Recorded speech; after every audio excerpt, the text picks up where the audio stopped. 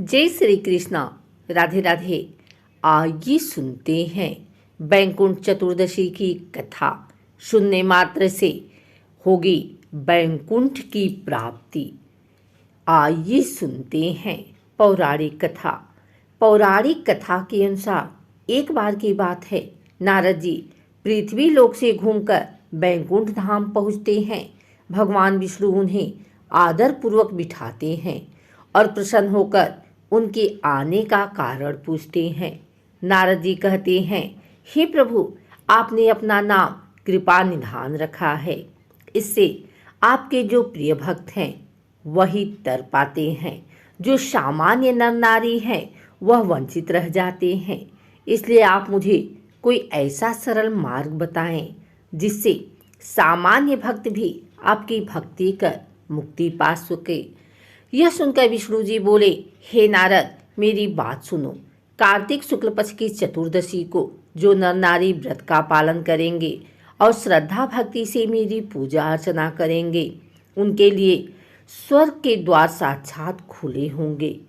इसके बाद विष्णु जी जय विजय को बुलाते हैं और उन्हें कार्तिक चतुर्दशी को स्वर्ग के द्वार खुला रखने का आदेश देते हैं। भगवान विष्णु कहते हैं कि इस दिन जो भी भक्त मेरा थोड़ा सा भी नाम लेकर पूजन करेगा वही बैकुंठ धाम को प्राप्त करेगा। एक और कथा के अनुसार करोड़ों सूर्यों की कांति के समान वाला सुदर्शन चक्र जो शिव जी ने दिया था श्री हरि विष्णु को, पौराणिक कथा के अनुसार एक बार भगवान विष्णु देवाधिदेव महादेव का पूजन करने के लिए काशी आए।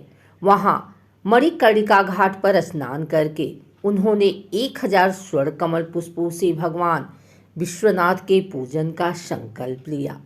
अभिषेक के बाद जब वे पूजन करने लगे तो शिव जी ने उनकी भक्ति की परीक्षा के उद्देश्य से एक कमल पुष्प कम कर दिया। भगवान श्री हरि को पूजन की पूर्ति के लिए 1000 कमल पुष्प चढ़ाने थे। एक पुष्प की कमी देखकर उन्होंने सोचा, मेरी आंखें भी तो कमल के ही समान है, मुझे कमल नयन और पुंडरीकाक्ष कहा जाता है। यह विचार कर भगवान विष्णु अपनी कमल समान आंख चढ़ाने को प्रस्तुत हुए। विष्णु जी की इस अगाध भक्ति से प्रसन्न होकर देवाधिदेव महादेव प्रकट होकर बोले, हे विष्णु, तुम्हारे समान संसार में दूसरा कोई मेरा भक्त नहीं है।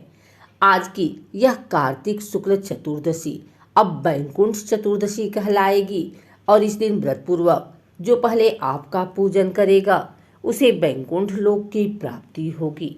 भगवान शिव ने इसी बैकुंठ चतुर्दशी को करोड़ों सूर्यों की कांति के समान वाला सुदर्शन चक्र विष्णु जी को प्रदान किया। शिव जी तथा विष्णु जी कहते हैं कि इस दिन स्वर्ग के द्वार खुले रहेंगे।